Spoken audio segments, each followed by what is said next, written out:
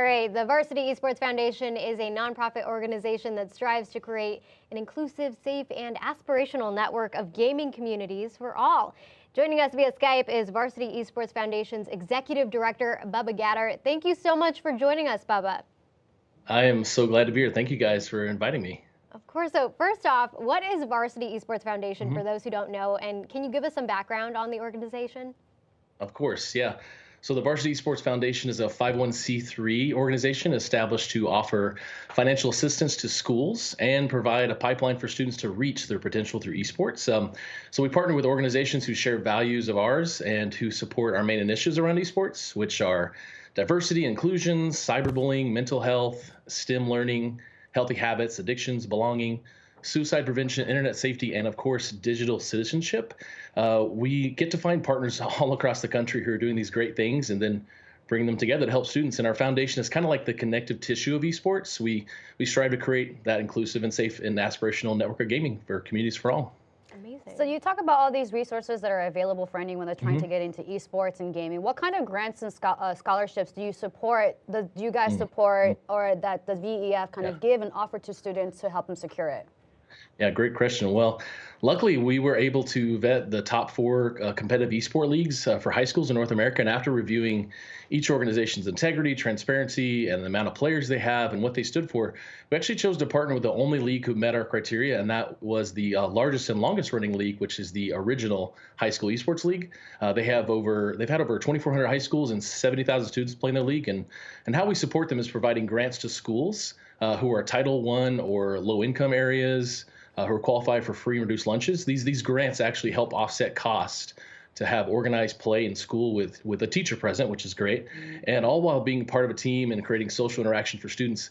The fun part is that if they compete through HSEL, the High School Esports League, we're actually able to provide up to $150,000 in scholarships to students each year. So if any schools are looking to start an esports club, they actually can help you create one and help you even talk with a live person today to make your club official. And this is all found at hsel.org. So what kind of curriculum does VEF provide? Yeah, well, luckily we have, and we get to give this 100% free curriculum to high schools across the country.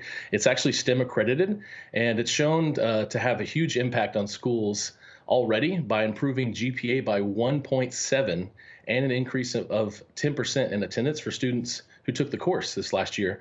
Dr. Christy Custer and Michael Russell actually created gaming concepts. They're here in Kansas at a school, and they actually were excited to put this out through Microsoft Education, which I think it's like the top 7 most downloaded curriculum on Microsoft Education in like 40 countries. And it really helps students be career ready and focus on social, emotional learning. And it's all through the lens of video games and esports. Wow. Now, a lot of people might think otherwise, but how important is education and literacy for not only esports, but for students in the space as well? Well, there's so much need for literacy, both for people in the industry and outside the industry.